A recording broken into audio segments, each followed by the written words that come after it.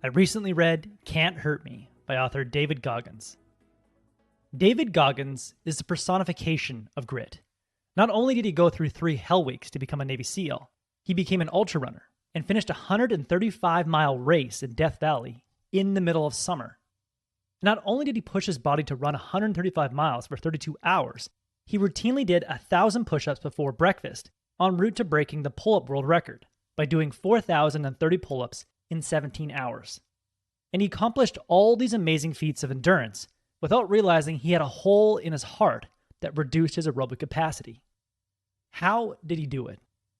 Well, Goggins will tell you he did it by developing a calloused mind.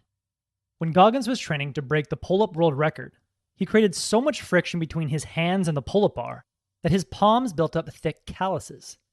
These calluses protected his palms by hardening the skin and blunting the pain. The same principle applies to your mind. When you create mental friction by going against your mind's constant need for comfort and thrust yourself into intense physical and intellectual challenges, you gradually callous over your fear of discomfort and increase your pain tolerance. In a way, life is like boxing. The first time you get punched in the chin, it hurts like hell. But if you keep putting yourself in the ring, after a few years, you'll have developed the mental tolerance to absorb 100 punches from stronger opponents. Goggins says, after you callous your mind, you learn that you can take a hell of a lot more than one punch. To start callousing your mind, you need to start craving discomfort. Every day, look for opportunities to make yourself uncomfortable. If it starts raining outside, go for a run. If you had a long day at work, go to the gym and do the hardest workout you've done all month. If you don't feel like studying, lock yourself in a quiet room and don't leave that room until you've written 10 pages of notes. By craving discomfort and seeking out painful but rewarding experiences, you're not trying to be a masochist. You're simply trying to master your fear of pain. When Goggins was in his early 20s, his fear of pain and pursuit of comfort led him to a dead-end job spraying cockroaches and rewarding himself with large chocolate shakes and a box of Hostess mini donuts after every shift.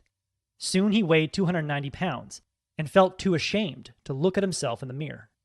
By avoiding pain, his internal pain grew and grew.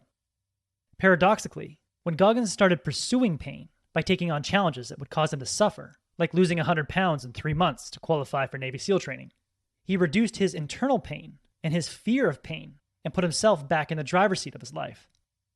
When you seek out painful but rewarding experiences, it's helpful to remember the secret of pain.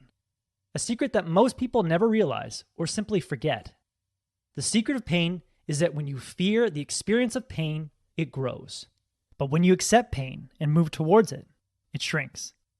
As psychologists Phil Stutz and Barry Michaels say in their book, The Tools, your experience of pain changes relative to how you react to it. If you flee from it, pain pursues you like a monster in a dream. If you confront the monster, it goes away.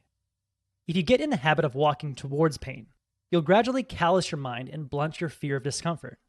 But regardless of how much you callous your mind, you're bound to experience moments when pain seems unbearable and you think you've reached your absolute limit. You might get this feeling after weeks of working on a project for 12 hours a day, or at mile 15 of a marathon.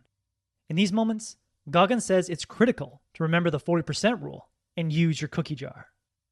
When Goggins would get to the 100-mile mark in a 200-mile race and feel completely exhausted, he'd remember the 40% rule and know that he had the capacity to run another 100 miles if he simply stopped listening to the excuses his mind was feeding him. The 40% rule states that when your mind first tells you you're done, you're only 40% done. If you look deep within yourself, you'll find that you haven't even tapped into half of what you're capable of. As crazy as the 40% rule sounds, scientists can actually back it up. A professor of exercise and sports science at the University of Cape Town, Timothy Noakes, studied athletes in his physiology lab and found that when athletes claimed they had nothing left to give and reached the point of complete physical exhaustion, muscle tests revealed that their muscles had the capacity to do significantly more work. It turned out that the urge to quit wasn't due to muscle failure. It was due to an overprotective brain telling the body to stop. Noakes says, fatigue should no longer be considered a physical event, but rather a sensation or emotion. So the next time you feel completely exhausted, and your brain is convincing you to quit, remember that the first sign of exhaustion is usually a false one. Know that you have a large reserve of energy that you haven't tapped into yet. Dig deep, find your 60% reserve, and tap into it 5% at a time. When you're doing push-ups and your brain starts complaining, remember the 40% rule and squeeze out one more set, then another, then another, then another. When you think you're completely exhausted after a long day of work and don't have the energy to play with your kids or work on your side hustle, remember the 40% rule and tap into your reserve tank. Oftentimes, the best way to tap into your reserve tank is to grab a cookie out of your mental cookie jar. When Goggins started ultra running, he started with a 24-hour race around a 1-mile track with zero training. Goggins also weighed 260 pounds, which is massive for any long-distance runner, let alone someone trying to complete a 100-mile race in 24 hours. When Goggins reached the 70-mile mark, his kidneys started failing. He had broken all the small bones in his feet, and he had lost every one of his toenails. The pain was unbearable. At that moment, he had to dig deep to finish the race, so he reached into his mental cookie jar and pulled out a cookie from his past. He recalled the time that he had to study 3 times as hard to overcome a learning disability and graduate from high school. He recalled the time he had to drop 100 pounds in 3 months to qualify for Navy SEAL training.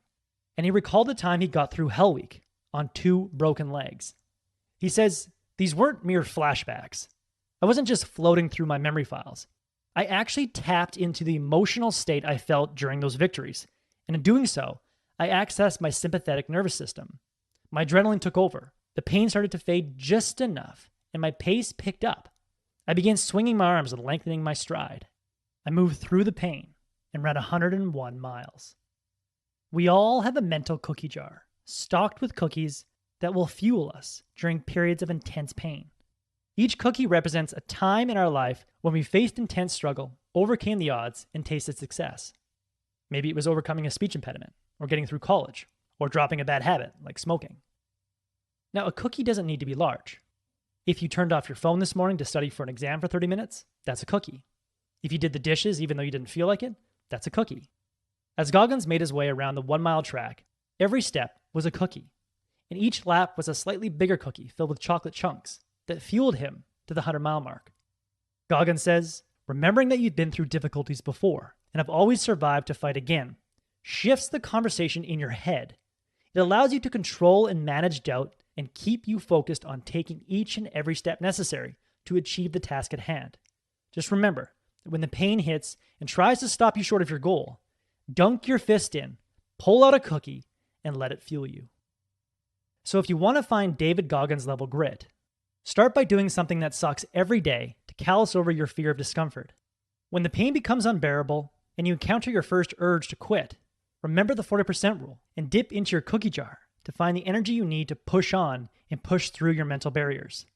As Goggins says, if you want to master your mind, you'll have to become addicted to hard work, because passion and obsession, even talent, are only useful tools if you have the work ethic to back them up. That was the core message that I gathered from Can't Hurt Me by David Goggins. This is a captivating book, and probably the most inspiring book I've read in months. I highly recommend it. If you would like a 1-page PDF summary of insights that I gathered from this book, just click the link below and I'd be happy to email it to you. If you already subscribe to the free Productivity Game email newsletter, this PDF is sitting in your inbox. If you like this video, please share it. And as always, thanks for watching and have yourself a productive week.